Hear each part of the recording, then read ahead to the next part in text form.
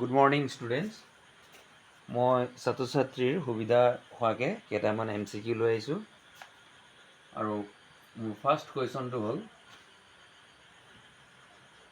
can we write 0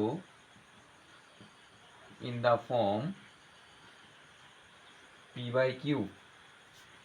Option A is yes, B is no, C is cannot be explained, and option D none of the above.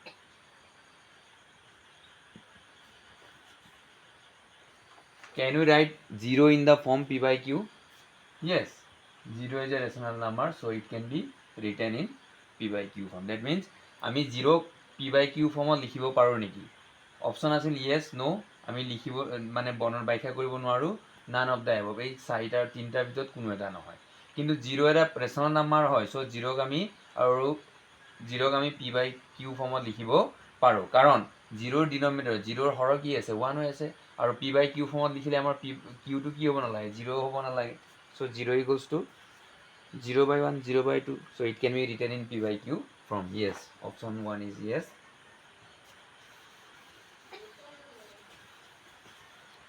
Question number 2.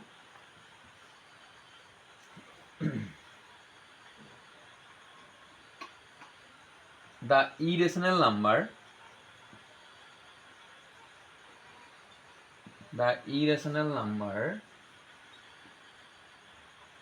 2 between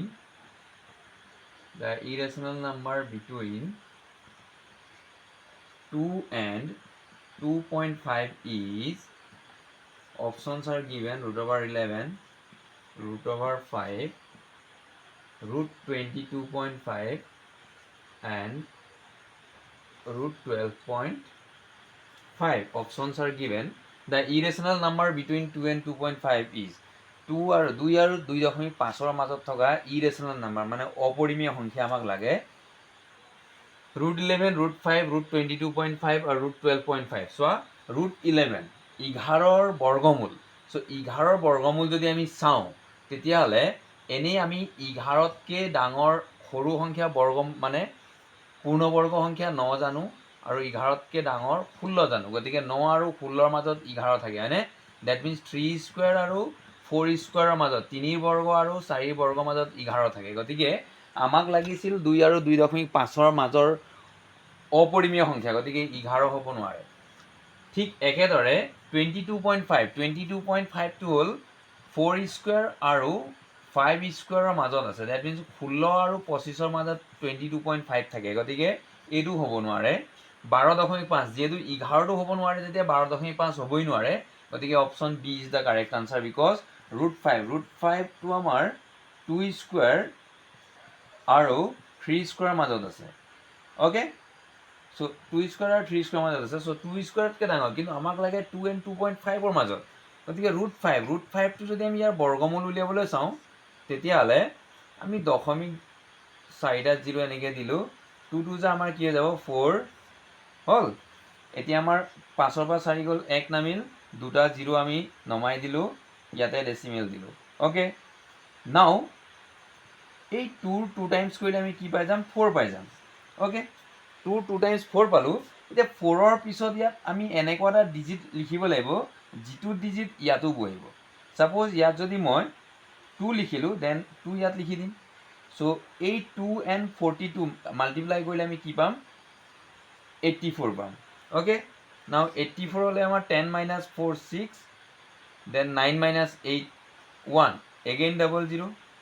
okay, that means চোৱা আমাৰ ইয়াৰ এনেকৈ ওলাই গৈ থাকিব, কিন্তু আমি ইয়াত অকণমান অবজাৰ্ভ কৰিছোঁ 2.2 চামথিং ওলাব, ডেট মিনছ 2 and 2.5ৰ মাজত থাকিব ন √5ৰ value, so' √5 is the correct answer. Okay,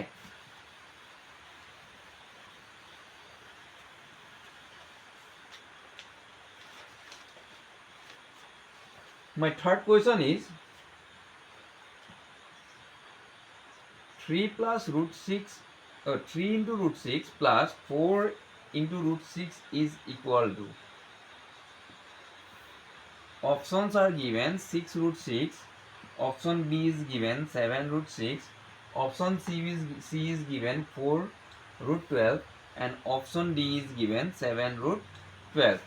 আমাক কি কৈছে 3 root 6 plus 4 root 6 যদি আমি এই দুইটা প্লাস কৰি দিওঁ তেতিয়াহ'লে কোনকেইটা অপশ্যন আমাৰ হ'ব আমাক সুধিছে কোনটো আনচাৰ হ'ব চ' 3 root 6 plus 4 root 6 okay so' directly আমি প্লাছ কৰিব পাৰোঁ যদি আমাৰ ইয়াত চোৱা ৰুট ছিক্স আছে ন চ' দুইটাতে ৰুট থকা দুটা ছেম আছে চ' সেই দুইটাক আমি ৰুট ছিক্স লিখি 3 আৰু 7 প্লাছ 3 আৰু 4 প্লাছ কৰিলে 7 root 6 আনচাৰ হৈ যাব অ'কে বাট কিছুমানে অকণ প্ৰব্লেম পাব পাৰে চ' কি কৰিবা এই দুইটাত কমন কি আছে ৰুট 6 কমন আছে চ' ৰুট 6 কমন লোৱাৰ পিছত আফটাৰ টেকিং ৰুট 6 কমন ইয়াত কি থাকিব ইয়াত 3 থাকিব আৰু ইয়াতে কি থাকিব প্লাছ 4 থাকিব চ' root 6 then 3 plus 4 7 so bracket আমি উঠাই দি রিমুভ কৰি কি লিখিলো ইনটু দিলো so 3 plus 4 7 so root 6 into 7 means 7 root 6 so 7 root 6 is the correct answer okay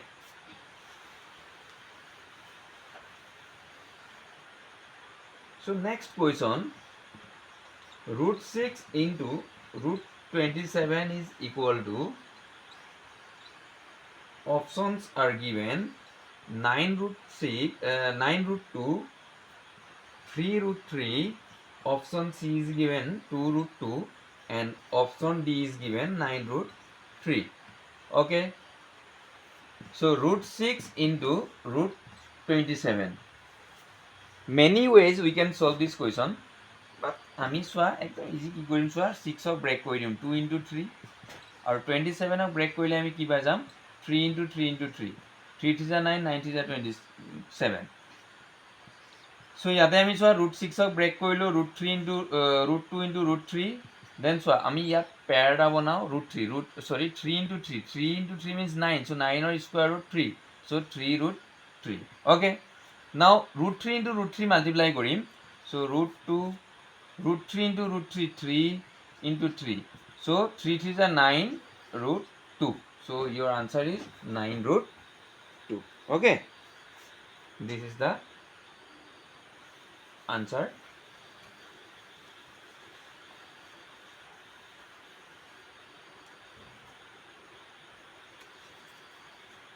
next question what is the HCF of 455 and 42 options are given 7 9 11 4 so HCF means highest common factor HCF means highest common factor that means এই দুইটা নাম্বাৰত কিমানটা factor common আছে okay highest common factor so গোটেইকেইটাৰ multiplication so আমি 455 ৰ factor find কৰোঁ so 5 9 45 5 1 5 7 1 7 1 7 to 2 remainder 21 7 3 21 so 13 is the prime number so আমি divide নকৰিলেও হ'ব so factors of 455 are 5 7 13 okay now 42 আমি 42 factor find কৰিম so 2 2 2 is 4 2 1 is 2 3 7 okay that is 2 into 3 into 7 so what are the common factors common factor amar ki ase duitare so common factor means only 7 is there okay so HCF equals to 7 so 7 is the correct answer okay that means amak ki koisil 455 aru 42 মাজৰ গখাউ উলিয়াব গৈছিল HCF means গখাউ আৰু গখাউ মানে গৰিষ্ঠ সাধাৰণ উৎপাদক সাধাৰণ মানে দুইটাতে থকা গতিকে ইয়াত মাত্ৰ আমাৰ 7 টোৱে মিলি আছে গতিকে 7 এ হ'ব HCF যদি 7 ৰ লগতে বেলেগ নাম্বাৰো যদি মিলি থাকিলে দেন সাপোজ 2 এটা মিলি আছে suppose then 7 into 2 that is 14 whole then our HCF but here only 7 is the common so HCF is 7 okay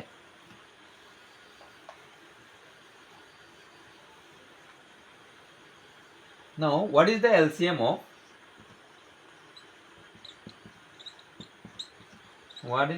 LCM of 24 and 32 LCM means lowest common multiples. LCM means lowest common multiples. লসাগু লঘিষ্ঠ সাধারণ গুণিতক. So 24 আমি factor find কৰিম. 24 উৎপাদক উলিয়াম 2 12 2 6 2 3. So 2 into 2 into 2 into 3 আৰু 32 উলিয়াম 2 16 2 8 2 4 2 2. কি পালো 2 2 2 2 2. তো আমাক লাগে কি we need LCM. so first time চোৱা LCM ফাইন্ড কৰিবলৈ আমি হাইয়েষ্ট পাৱাৰখিনি চালেও হ'ব নাইবা কমনখিনিকে বাছি পেলোৱাচোন. First time find the common factors. So' 2 2 2 এই কমনৰ পৰা এটা এটাকৈ লিখি যোৱা. দেন যিবিলাক কমন নাই right all. Okay. So' 2 2 4 4 2 8 8 2 16 16 2 32 32 3 96. therefore HCF is 90. sorry LCM is 96. okay. that means আমি LCM ফাইন্ড কৰিবলৈ কি কৰিলোঁ ফাৰ্ষ্ট টাইম আমি ফেক্টৰখিনি ফাইন্ড কৰিলোঁ.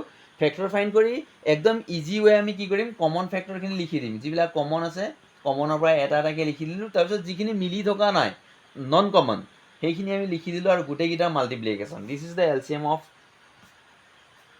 24 and 32. চ' আজিলৈ ইমানেই ছাত্ৰ ছাত্ৰীসকল. মই নেক্সট ক্লাছত বেলেগ কুৱেশ্যন আনিবলৈ ট্ৰাই কৰিম. গতিকে যদি ভিডিঅ' ভাল পাইছা ছাবস্ক্ৰাইব কৰিবা. ধন্যবাদ. হা